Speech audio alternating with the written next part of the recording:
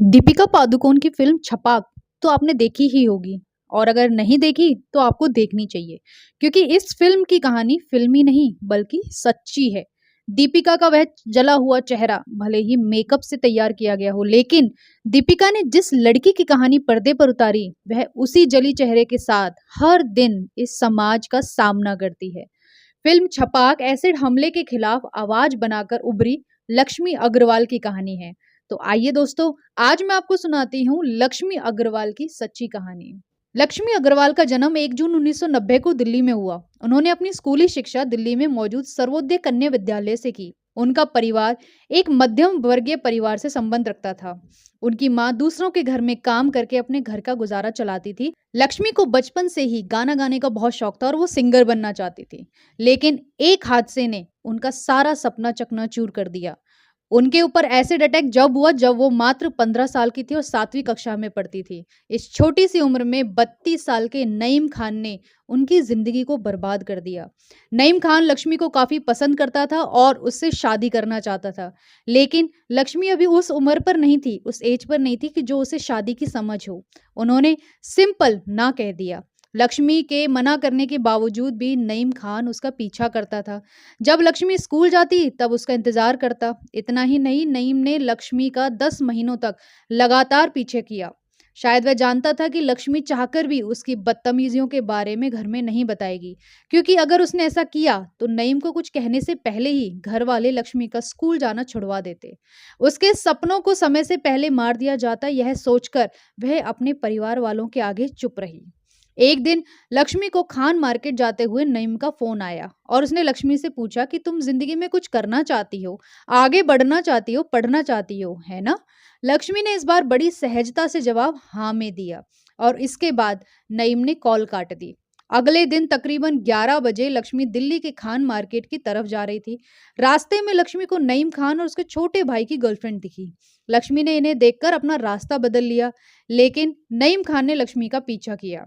नईम खान के छोटे भाई की गर्लफ्रेंड ने लक्ष्मी को धक्का देकर सड़क पर नीचे गिरा दिया और नईम खान ने मौका देखकर लक्ष्मी के ऊपर एसिड डाल दिया। लक्ष्मी ने बताया कि जिस दौरान उनके शरीर पर तेजाब पड़ा उस समय उनको थोड़ा सा ठंडक महसूस हुई, परंतु कुछ सेकंड के बाद ही उनको महसूस हुआ कि उनके शरीर में बहुत तेज जलन हो रही है। उन्होंने अपने हाथ अपनी आंखों पर रख लिए थे, इसलिए उनकी आंखें तो बच गई, लेकिन कुछ क्षणों के बाद ही उनके चेहरे और कान के हिस्सों के मांस पिघलकर जमीन पर गिरने लगे और उनकी हड्डियों में जलन होने लगी।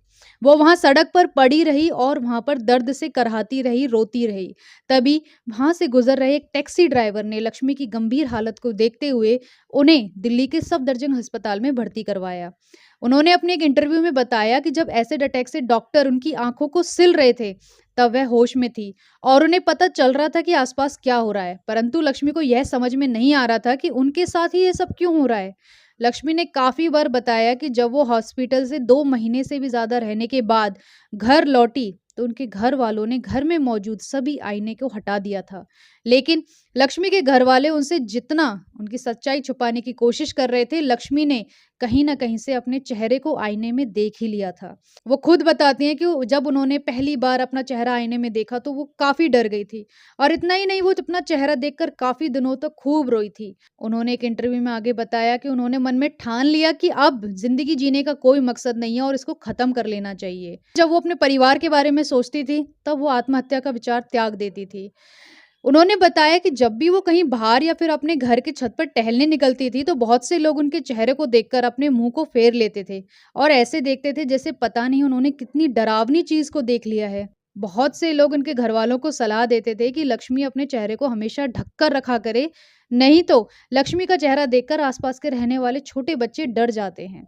उन्होंने अपने इंटरव्यू में यह भी बताया कि उन्हें इस एसिड अटैक के बाद दुनिया में एक बार नहीं बल्कि अनेकों बार अपमान का सामना करना पड़ा और वो कहती हैं कि आज उन सभी लोगों को शुक्रिया कहना चाहती हूँ जिन्होंने उन्हें किसी न किसी तरीके से अपमानित किया, क्योंकि जब लोगों के द्वारा वो काफी अपमानित होने लगी के अंदर एक ऐसी बात जग गई कि अब दुनिया को कुछ करके दिखाना ही पड़ेगा, नहीं तो ये लोग मुझे जीवन भर अपमानित करते रहेंगे, ताने मारते रहेंगे। उसी दिन से लक्ष्मी ने ठान लिया था कि वो अपना नाम खुद के दम पर लोगों को याद दिलाना चाहेंगी। एसिड अटैक के कुछ दिन बाद हिम्मत के साथ वो उठकर खड़ी हुई और मन में ठान लिया कि उनके साथ जो हुआ अब वो किसी और लड़की के साथ नहीं होगा। इसके लिए उन्होंने एक रिपोर्ट तैयार करी, जिसके बाद उस पर 27,000 लोगों के साइन लिए और उसके बाद उन्होंने कोर्ट में एसिड अटैक को रोकने और एसिड का घरेलू इस्तेमाल के विरुद्ध एक पीआईएल कोर्ट में दर्ज की, जिसमें उन्होंने वो केस खुद लड़ा और इस केस को जीतने में लक्ष्मी को कुल 8 साल लग गए। उनके हक में जवाब आते ही कोर्ट ने कुछ नियम भी बनाए एसिड की बिक्री और खरीदारी पर। नए कानून के अनुसार कोई भी व्यक्ति जिसकी उम्र 18 वर्ष से कम है, ना वो एसिड खरीद सकता है और ना ही एसिड बेच सकता है। एसिड को खरीदने के लिए अब उनके पास एक पहचान पत्र की फोटोकॉपी होनी चाहिए। लेकिन उनका मानना यह है कि अभी भी बहुत कुछ नहीं बदला है। अभी भी एसिड खुलेआम खरीदा और बेचा जा रहा है। बहुत कुछ करने की ज़रूरत है। उनके एसिड अटैक के बाद सबसे पहले उन्होंने एक अभियान चलाया जिसका नाम था स्टॉप एसिड अटैक। इस अभियान का सबसे मुख्य चेहरा लक्ष्मी अग्रवाल खुद ही थी और इस अभियान से उन्होंने दुनिया भर में एसिड अटैक के लिए आवाज उठाई और उसके बाद एसिड की बिक्री को रोकने के लिए कई पीआईएल कोर्ट में दर्ज करी गई और देश भर में नए कानून बनाए गए। उन्हें इस कार्य के लिए देश भर में सम्मानित किया गया। उन्हें न सिर्फ देश में सम्मानित किया बल्कि विदेशी मीडिया और लोगों ने भी उनकी स्टोरी से काफी मोटिवेट हुए और कई बड़े बड़े यूनिवर्सिटी में लोगों को मोटिवेट करने के लिए बुलाया। लक्ष्मी अग्रवाल की अगर पर्सनल लाइफ की बात करें तो लक्ष्मी अग्रवाल एक सामाजिक कार्यकर्ता आलोक दीक्षित के साथ लिव इन रिलेशनशिप में रही हैं और उन्होंने ये बात किसी से छुपाई नहीं थी। आलोक ने दिए अपने इंटरव्यू में बताया कि वो और लक्ष्मी साथ रहते थे बिल्कुल पति पत्नी की तरह, बस शादी नहीं करी क्योंकि लोग हमेशा दुल्हन को एक सुंदर लड़की के रूप में देखना चाहते हैं और वो ये दर्द लक्ष्मी को नहीं देना चाहता था कि वो सुंदर नहीं है। इसलिए वो दोनों लिव इन में रहे और उन्हें एक प्यारी सी बेटी हुई जिसका नाम पीहू है। हालांकि उसके बाद वो अपनी ही मर्जी से अलग भी हो गए और लक्ष्मी को इस बात का कोई दुख नहीं है। वो साफ साफ कहती हैं कि जब हमारा अपना दोनों का मन था हम दोनों साथ रहे, अब हम दोनों का ही मन था तो हम अलग हो गए, इसमें किसी का भी दोष नहीं है। जब बॉलीवुड अभिनेत्री दीपिका पादुकोण ने फिल्म छपाक बनाई और उसकी रिलीज के बाद उन्होंने अपने पूरे मेकअप किट को आग लगा दी थी। उन्होंने कहा कि जिस रोल को मैंने निभाया है मैं उसको याद करके भी तड़प उठती हूँ, इसलिए मैं इसको कभी याद रखना नहीं चाहती कि आखिर उस लड़की ने कितने दर्द सहे होंगे। आप सोच सकते हैं कि वो लड़की रोज कितना अपमान सहन करती होगी जिसके साथ ये सच्ची में घटना हुई है। लक्ष्मी अग्रवाल को बहुत सारे पुरस्कारों से सम्मानित किया गया और आज के टाइम पर वो एक जाना माना चेहरा है। तो ये थी दोस्तों बहुत ही प्रेरणादायक कहानी लक्ष्मी अग्रवाल की। अगर आपने मूवी छपाक नहीं देखी तो ज़रूर देखिए और अगर आपको ये कहानी अच्छी लगी हो तो प्लीज़ एक लाइक देना एंड चैनल को सब्सक्राइब करना ना भूलें क्योंकि नेक्स्ट मिलेंगे हम एक और रियल स्टोरी के साथ। Thank you.